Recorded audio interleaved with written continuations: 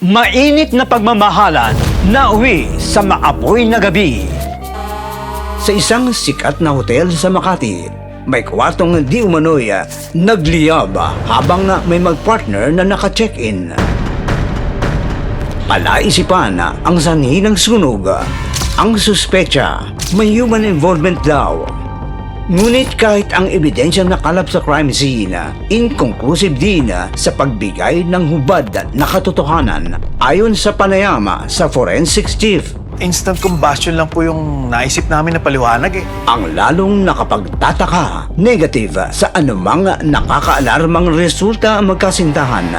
Kaya nilapitan namin ang dalawang sangkot dito. Napag-alaman na may pumutok daw sa kwarto.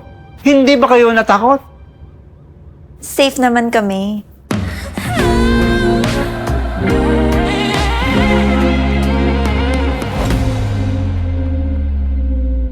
Malinaw ang ebidensya, ligtas sa init ng aksyon.